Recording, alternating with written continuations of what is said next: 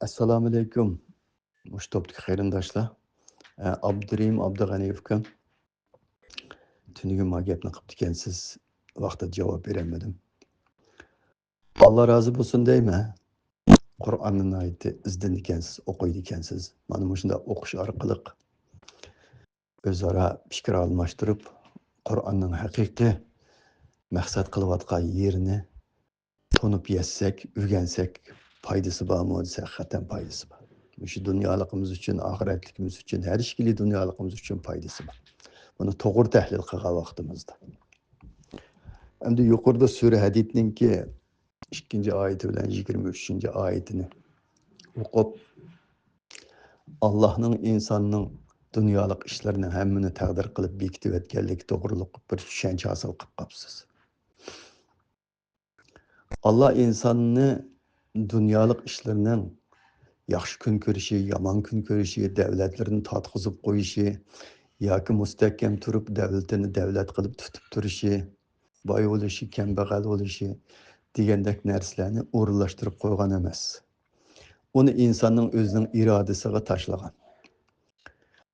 Biz Lavhul Mahfuzda hamma narsani bir taqdir bilan yaratdi desa, biz buni qanday tushunamiz desa, har qanday narsani bir o'lcham bilan, bir qonuniyat bilan, bir xususiyat bilan yaratdik degan gap. Bütün canlılardaki canlılarning xarakteri o'xshamaydi. O'xshamaydi. O'simliklarda micho desa, o'ziga tushliq alayliklar bor. Hamma narsani mandaqcha aytganda, hamma narsani bir o'lcham bilan yaratdik. Qadar degan, taqdir degan o'lcham degan gap. Bir o'lcham bilan yaratdik degan gap. Endi shu Alloh yaratgan maxluqot mavjudotlarning ichida insonchi desa, inson mustaqil iroda bilan dunyolik ishlarning hammani o'zi qiladigan bir o'lcham bilan yaratgan. Lekin insonning dunyolik ishlarini birisi davlatini tatqizib qo'yib, boshqalar tarafidan dafsanda qilinishini yoki birisi borgan sari kuchayib butun dunyoni dafsanda qila oladiganligini Alloh uni bekitib qo'ygan narsa emas. Bekitib qo'ygan narsa emas. İnsan Allah yaratgan şu taqdir boyunca, yani o'ziga berilgan şu alaylik, şu xususiyat, şu o'lcham boyunca. Şu Allohning qilma deganini qilmay, qil deganini qilib manga vaqticha desa, haqiqatan yaxshi bir natija qozona oladi. Yaxshi bir natija qozona oladi. Shunga kasi bir yaxshilik mendan ko'ranglar, kasi bir yomonlik o'zingizning qo'ypaylidan ko'ranglar dedi. Bizni ziminimizni tajovuz kirse onun karıştırınlar. Chegara mudofiyalarini qo'g'danglar. Uni tajovuz qilg'izmanglar. Tajovuz qilsa, mollaringiz bilan, jonlaringiz bilan uning qarshi kurash qilinglar. Kurash qilinglar. Sizlarni tajovuz qilmanglar, ularni tajovuz qildirmanglar degan oyatlar bilan bizni ogohlantirgan. Bu narsalarni desa Alloh o'zi o'rinlashtirib qo'ygan emas. Alloh insonning taqdiriga dunyoda tatadigan datasaning hammini, ko'radigan rohatning hammini yezib qo'yganmi desa, yo'q, unda yezib qo'ygan emas. U rohat ko'rish, jafo mushaqqat qilish, ash insonning o'zining javobgarligi bilan munosabatlik. İnsonga berilgan iroda u. İnsonga berilgan erkinlik. Rohat ko'rish uchun, mustaqil yashash uchun aqlni ishlatsa, shu rohatni ko'radi.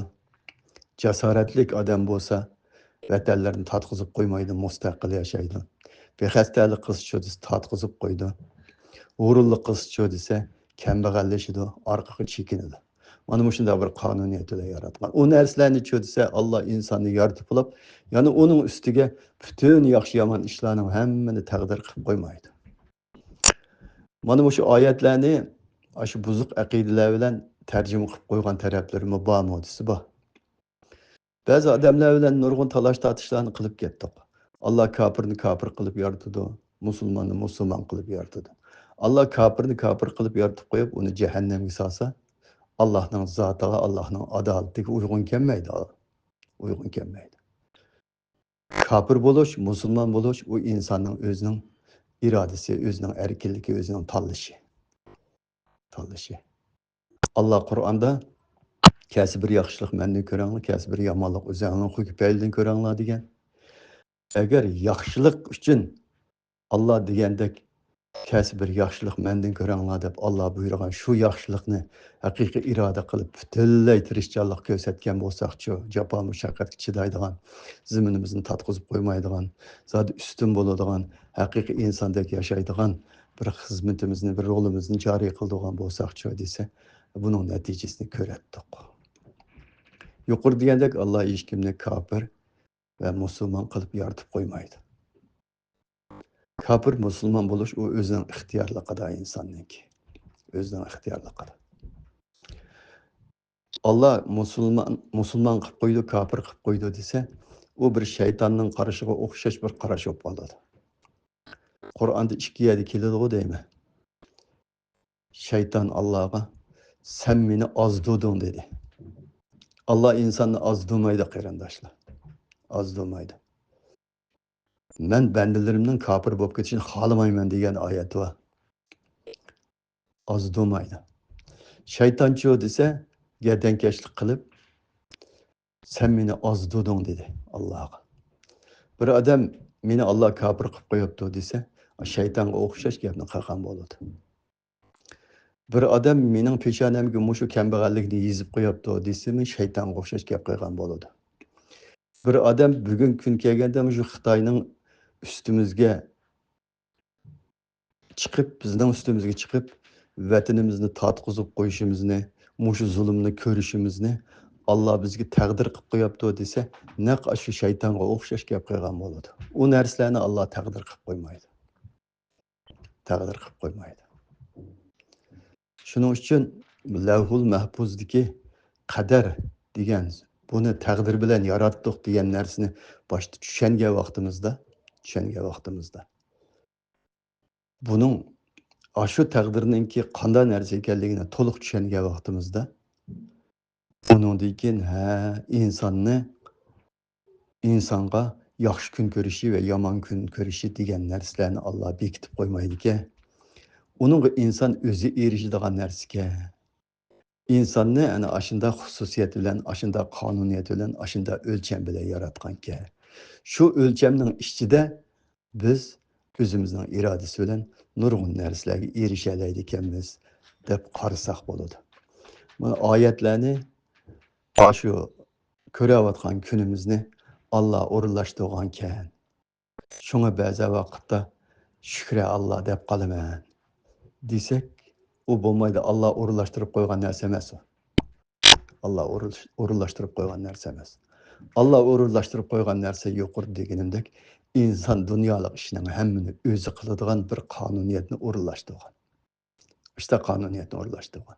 Shu qonuniyat ichida haqiqiy Allohning degandek yashab qolsaqchi desa, dunyoda ustun bo'lib yashayveramiz. Mümin bo'lsanglar ustun bo'lasizlar degan gap, mening deganimdek tirishchanlik ko'rsatib yashasanglar ustun bo'lasizlar degan gap darsdi.